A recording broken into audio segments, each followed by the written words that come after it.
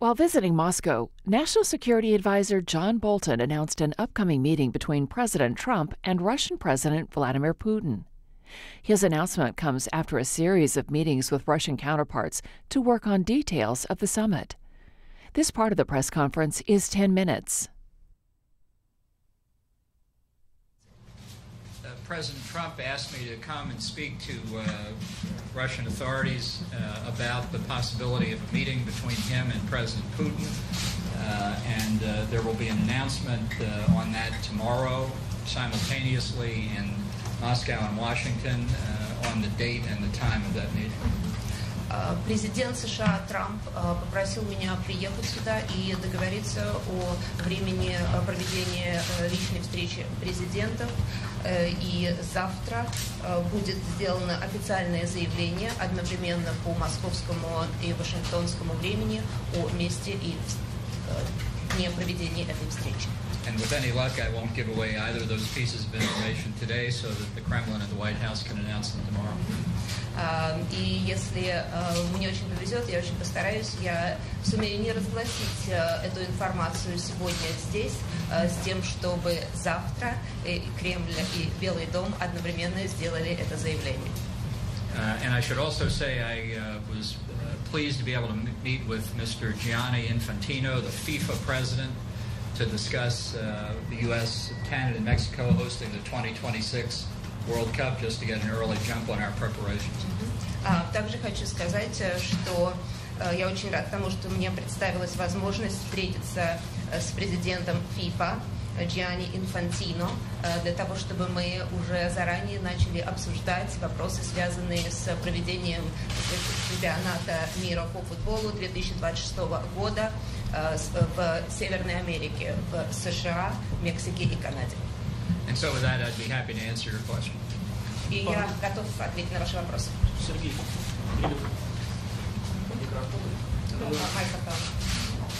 Mr. Bolton, welcome to this country.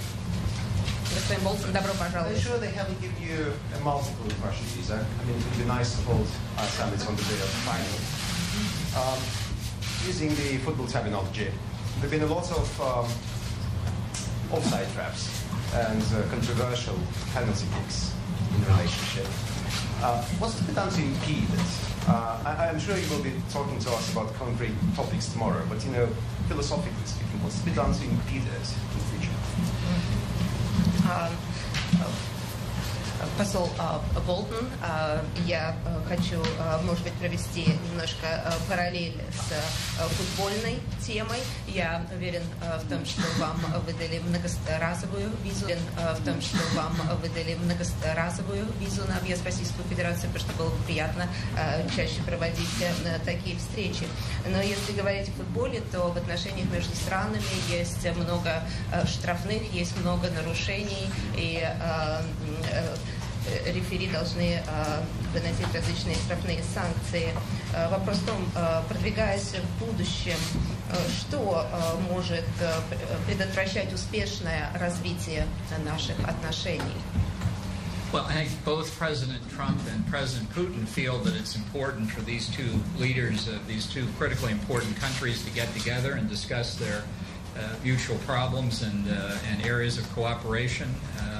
It's something that I think both feel will contribute to improvements in the U.S.-Russia bilateral relationship and in stability around the world. I don't think it's anything unusual for President Trump and President Putin to meet.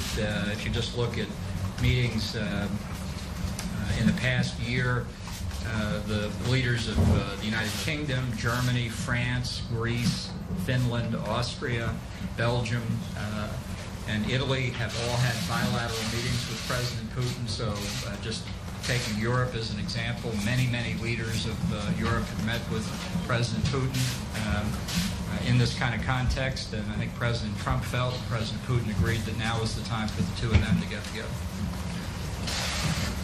И если смотреть на возможные области нашего сотрудничества, то президент Трамп и президент Путин считают, что нужно обсуждать и вести дискуссии по общим проблемам и выявлять области для сотрудничества, потому что важны отношения двусторонние между Российской Федерацией и Соединенными Штатами Америки. Это также влияет на стабильность во всем мире. И не является необычным то, что проходят встречи в верхах. И в последний год представители Соединенного Королевства Великобритании, Германии, Франции, Греции, Италии, Австрии и других стран встречались с президентом Трампом на двустороннем высоком уровне. И также многие из европейских лидеров встречаются с президентом Путиным, поэтому нет ничего необычного для такой личной встречи и ведения такого диалога.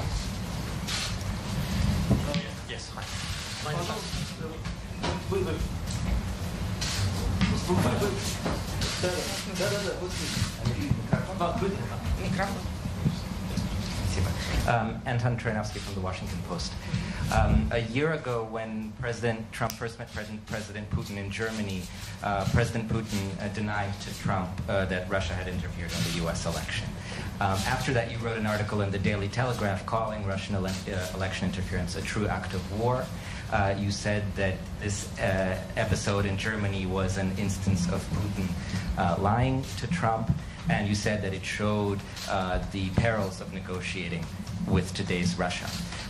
Today, after the meeting with Putin, your counterpart Yuri Ushakov told us that election interference did come up briefly in the meeting with Putin today, and that the Russian side denied ever having interfered or interfering in U.S. domestic politics. So I'm wondering how you reacted to that, whether you would say, as you did back then, that this was an instance of Putin lying, and whether this still shows the perils of negotiating with Russia. Thank you.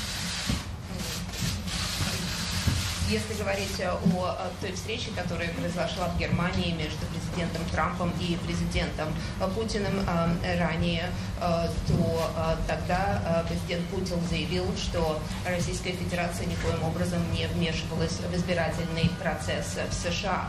А потом вы написали статью, давали интервью в Daily Telegraph, где вы сказали, что это было ложью и что это было актом военных действий против страны. И президент Путин врал. И вы сказали, что видите бесполезность переговоров с Российской Федерацией. Сегодня, после вашей краткой встречи с президентом Путиным, господин Ушаков сказал, что не было никогда никакого вмешательства в избирательный процесс в Соединенных Штатах Америки со стороны Российской Федерации. И вы сейчас тоже оптимистично смотрите на встречу в верхах. Что же это в конце концов? Является ли это актом враждебным и подтверждает бесполезность ведения переговоров с Россией, или есть положительное развитие и ход этих переговоров открыт? Well, I appreciate all this research into my prior writings.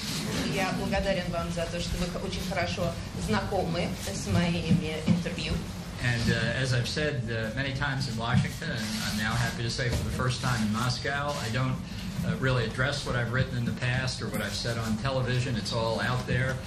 Right now, I'm an advisor to President Trump. It's his agenda that we're pursuing, and that's the agenda that I intend to advance.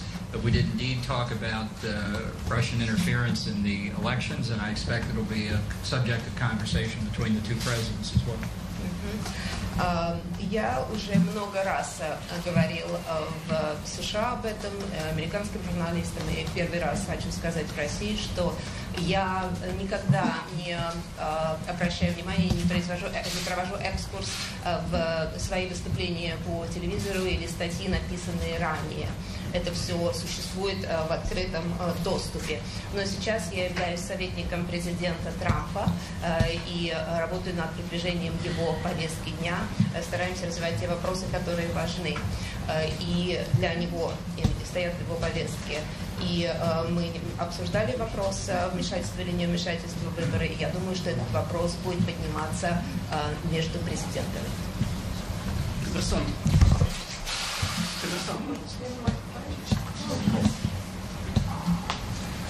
Спасибо большое. Елена Черненко, «Коммерсант». Елена Черненко, «Коммерсант». Господин Болтон, каких конкретных результатов США ожидают от встречи двух президентов? В частности, интересует сфера контроля над вооружениями. Будет ли подниматься вопрос о продлении договора об СНВ и будут ли обсуждаться противоречия в рамках договора об РСМД? Ожидаете ли вы каких-то конкретных результатов по этим двум соглашениям? Спасибо. Ambassador Bolton, we would like to hear about any specific results that you expect from the meeting between the presidents, specifically in the areas of arms controls, continuation of START treaty or RSMD treaty. Well, we certainly discussed these issues today in the various meetings that I had. The purpose today was not to reach any conclusions, but to help lay the basis for the conversation between the two presidents. I expect that between them they'll proceed along the issues that they regard as most important.